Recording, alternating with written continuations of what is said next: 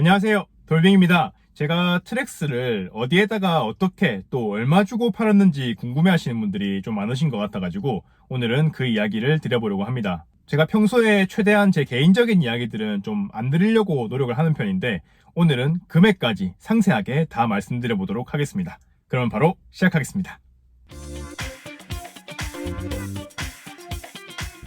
일단 저는 첫차라는 어플리케이션을 이용해서 판매를 했습니다. 그 전에 특정 어플 홍보나 또는 폄하하려는 그런 의도가 전혀 없는 걸 알려드립니다. 원래는 헤이딜러 어플을 이용해서 하려고 했거든요. 왜냐하면 헤이딜러가 좀 더 유명하니까 신뢰를 더 할 수 있지 않을까 생각을 했는데, 제가 다음에 기회가 되면 또 말씀드리겠지만 자동차 검사 받을 때 검사소에서 키로수를 잘못 입력을 해가지고 그게 이제 판매 시에 좀 문제가 됐거든요. 그런데 헤이딜러 같은 경우에는 아예 차량을 등록할 때부터 그 부분이 시정이 안 되면 다음 단계로 넘어가지 못하게 되어 있습니다. 그래서 그걸 시정을 받으려면은 또 시간 내가지고 자동차 검사소에 가야 되니까 당장 할 수가 없어가지고 그럼 다른 어플 한번 써볼까 싶어서 첫 차를 깔았는데, 첫 차는 그런 거 없이 일단 등록이 가능하더라고요. 등록하는 방법은 특별히 어려울 게 없습니다. 그냥 시키는 대로 사진 올리고 내용 입력하고 이렇게 넘어가면 되고, 하지만 정말 중요한 부분이 있는 게 추가로 내가 직접 이제 입력을 할 수 있는 부분이 있는데, 거기 진짜 세세하게 자세히 쓸수록 좋습니다. 이 부분은 뒤에서 다시 말씀드리도록 하겠습니다. 그렇게 등록을 하고 나니까 거의 바로 견적들이 들어오기 시작하더라고요. 다른 차도 그런지는 모르겠는데 그냥 저 혼자 착각으로 트랙스가 좀 인기가 많아서 그런가라는 생각을 하게 됐습니다. 진짜 많이 들어오더라고요. 그리고 진짜 놀랐던 부분은 견적 금액이 들어오는데 가장 높은 금액이 1200만 원대였습니다. 판매 당시에 89,000km 가까이 됐었고 17년식이니까 4년 조금 넘은 차량이거든요. 근데도 1200만 원? 호호. 근데 이게 진짜 놀라운 이유는 제가 트랙스를 39,000km 정도 된 친구를 1,350만 원 주고 샀습니다. 근데 그것도 K카에 샀어요. 아시다시피 K카는 다른 엔카라든지 일반적인 중고차 플랫폼에 비해서 가격이 조금 높은 편인 걸로 알려져 있습니다. 그러니까 당시에 1,350만 원에 K카에 샀으면 평범한 시세는 1,300에서 왔다 갔다 하는 정도였을 텐데, 지금 제가 2년 반 동안 5만 킬로를 탔는데 겨우 100만 원 감가가 된 거죠. 근데 그 최대 금액을 불러주신 딜러분이랑 계약을 안 했습니다. 왜냐면은 후기를 살펴보는 게 정말 중요한 부분인데, 보니까 그 딜러님은 후기 수 자체도 조금 적은 편이시기도 하고 특히나 현장 감가가 좀 많은 편이다라는 평이 많아가지고 그분이랑 거래를 안 하고 그 다음 금액 1,190만 원 불러주신 딜러님과 계약을 하기로 했습니다. 그분은 이제 후기를 보니까 현장 감가가 당연히 이루어지긴 하지만 어느 정도 납득 가능한 선에서 이루어지고 또 업무 처리가 빠르다라는 그런 평들이 많았고, 그리고 특히나 견적 주신 분들 중에 후기 숫자가 제일 많으셨어요. 그런데도 꽤 괜찮은 평점 유지하고 계셨거든요. 그래서 신뢰할 수 있을 거라 생각하고 그 딜러님이랑 이제 계약을 하기로 했습니다. 다음날 바로 오실 수 있는 것 같던데 제가 시간이 안 되다 보니까 편한 시간으로 약속을 잡아놓고 저는 이제 서류를 준비하기 시작했습니다. 서류는 3가지를 준비하시면 됩니다. 첫 번째는 당연히 자동차 등록증, 혹시나 잃어버리셨다면 재발급 받으셔가지고 가지고 계시면 되고, 두 번째는 자동차 매도용 인감입니다. 이거는 동사무소가 아니라 주민센터 가셔가지고 현장 발급 받으셔야 되는 부분입니다. 혹시나 인감 받아보신 적 없으신 분들은 도장 꼭 챙겨가시고요. 또 자기 관할 지역 주민센터에 가셔야 되니까 우리 동네 관할이 어딘지 정확하게 알아보시고 가셔야 불편함이 없으실 것 같고요. 주의할 점은 인감 같은 경우는 조금이라도 내용에 오류가 있으면은 이게 효력이 없어져 버리기 때문에, 특히 그 딜러분의 그 상사 중고차 매매상 이름, 그 상호명이 정말 정확하게 기재가 되어 있는지 여러 번 확인하셔가지고 나중에 불편한 일 겪지 않으시도록 하시면 좋을 것 같습니다. 세 번째는 1월이나 아니면 7월달 우리 자동차세 낼 때 그 달에 판매할 때만 필요하다고는 하는데 자동차세 완납 증명서가 필요합니다. 이거는 제가 주민센터 가가지고 발급받아 보니까 자동차세 완납 증명서 주세요 하니까 지방세 완납 증명서요 이렇게 말씀하시더라고요. 거기에 다 포함이 되어 있기 때문에 지방세 완납 증명서 발급받으시면 됩니다. 이거는 집에서 민원24에서 발급해가지고 프린트해도 되긴 한데 어차피 자동차 매도 인감 떼러 가셔야 되니까 주민센터 가셔가지고 2가지 다 발급받으시면 될 것 같습니다. 이렇게 3가지 준비하시면 끝나고 약속한 날짜, 약속한 장소에서 딜러님과 만나게 됩니다. 그러면 이제 가장 중요한 현장 감가의 시간이 왔습니다. 최대한 자세하게 기재를 하는 것이 가장 좋다고 말씀을 드린 게 진짜 제가 알지도 못했던 부분들을 다 찾아내시더라고요.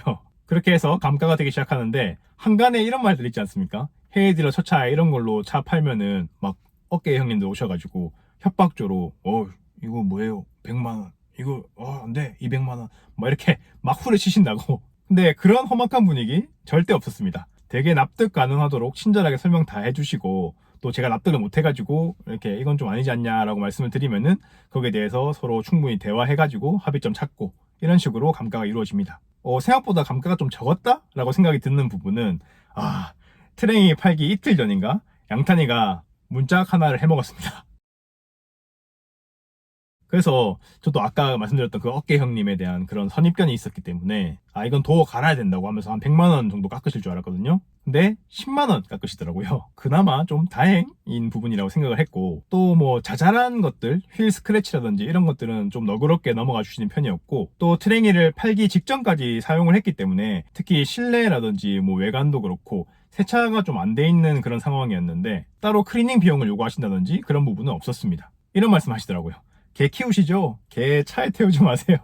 이거 세차하기도 되게 힘들고 나중에 차 파실 때 손해보십니다. 이런 좋은 말씀을 또 해주시더라고요. 사실 그 부분 때문에 되게 죄송했었는데 그냥 넘어가 주셨습니다. 자, 이제 제가 아까 정말 중요하다라고 강조를 드렸던 이유는 바로 보험 이력 부분 때문입니다. 트레이가 저한테 오기 전에 이미 보험 이력이 하나 있었거든요. 오른쪽 문짝 교환이었는데 첫 차에서 차량을 등록할 때 공식적으로 그런 보험 이력 같은 부분들을 등록을 하게 돼 있기 때문에 저는 당연히 그거를 감안하시고 견적을 넣어주신 줄 알았어요. 근데 딜러님 오셔가지고 보험 이력 있는 거 보긴 했는데 그게 뭐 교환인지 아니면 판금인지 뭔지 모르기 때문에 그 부분을 자세하게 기록해주지 않으면 그게 가만히 안 된다 이렇게 말씀하시더라고요. 저는 그래서 좀 억울해가지고 살짝 언성이 높아지면서 조금 안 좋은 분위기 쪽으로 갈 뻔했는데 잘 얘기가 돼가지고 일단 수긍하게 됐고 50만 원의 추가 감가를 받았습니다. 조금 아쉽긴 했지만 아까 말씀드렸던 것처럼 너그럽게 넘어가 주신 부분들이 많았기 때문에 플러스 마이너스 해서 결국 최종 금액은 비슷할 것 같아가지고 좋게 마무리하고 그렇게 판매를 하게 되었습니다. 그러니까 혹시 앞으로 첫 차 이용하셔가지고 첫 차 아니더라도 그런 중고차 플랫폼 이용하셔가지고 차량을 판매하실 분들은 진짜 토시 하나하나라도 상세하게 기록을 하셔가지고 이 견적받은 금액과 실제 금액과 차이가 최대한 줄어들게 되는 것 같습니다. 뭐 대충 숨긴다고 그게 넘어가지는 부분도 아니고 정말 잘 찾아내시거든요. 그리고 또 너무 빡빡하게 그렇게 구시지도 않으니까 그렇게 딜러님이랑 계약을 하기로 마무리를 짓고 나니까 그런 거 있잖아요. 왜 광고 보면은 바로 입금해 주신다고요? 막 그런 과장 광고 느낌 스멜. 근데 과장 광고가 아니라 진짜 바로 입금해 주시더라고요. 최종 1105만 원에 거래를 마쳤습니다. 1350만 원 주고 사가지고 2년 반 타고 5만 킬로 탔는데 1100만 원이라 괜찮지 않습니까? 저 혼자만의 생각인데 SUV 유행에다가 그 중에서도 소형 SUV가 유행을 하고 또 차박이 되는 SUV가 유행을 하고 있고 또 지금 반도체 여파 때문에 중고차 값이 조금 방어가 되고 있는 상황들, 이런 것들 때문에 트랙스의 중고가가 좀 괜찮게 지금 형성되고 있지 않은가 이런 생각을 하고 있습니다. 그리고 또 얼마 전에는 엔카에서 가장 빨리 팔리는 인기 중고차 1위로 뽑히기도 했잖아요. 이런 말씀을 드린 이유는 크게 의미는 없겠지만 우리 쉐보레가 워낙 감가가 큰 브랜드다라고 알려져 있기 때문에 특히 저희는 이제 트랙스에 대해서 많은 얘기들 나누고 있으니까 지금 당장은 트랙스가 조금 중고가가 괜찮다라는 거 알려드리고 싶고, 그래서 중고차로 지금 트랙스를 구매하려고 생각하시는 분들은 조금 나중에 사시는 게 이롭지 않을까라는 생각이 들고, 혹시나 이제 지금 865 계획을 하고 계신 분들은 조금 빨리 파시는 게 그나마 손해를 좀 줄이는 일이 아닐까라는 생각이. 죄송합니다. 그렇게 입금을 받고 딜러님은 그냥 가십니다. 딜러님이 차가 가져가시는 게 아니라 탁송기사님이 따로 오시더라고요. 탁송기사님도 바로 연락이 오셔가지고 1시간 뒤쯤 도착하신다고 하시길래 기다렸다가 탁송기사님 뵙고 그 눈물의 영상을 찍게 됐죠. 그때 진짜 울려고 한 거 전혀 아니었는데 막 터져 나와가지고 참을 수 없었습니다. 그리고 저도 가끔 제 영상 스스로 볼 때 있거든요. 근데 그 영상만큼은 차마 누르지를 못하겠더라고요. 지금도 진짜 많이 서운하고 또 슬픈 마음이 있긴 한데 이 또 말하기 시작하면 길어지니까 여기까지 하도록 하겠습니다. 그렇게 트레이가 떠나가고 이제 명의 이전만 되면은 끝나는 건데, 감사하게도 딜러님께서 되게 빨리 업무 처리를 해주셔가지고 그날 명의 이전이 완료가 됐고 저한테 사진 보내주셔가지고 저는 이제 보험사에 연락해서 보험 해지하고 남은 기간에 대한 보험금 환급받고 그렇게 트레이 판매가 완료가 되었습니다.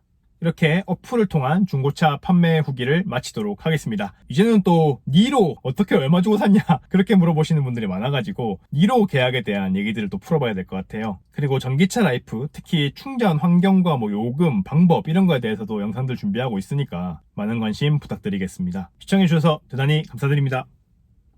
또 새로운 영상으로 뵙겠습니다.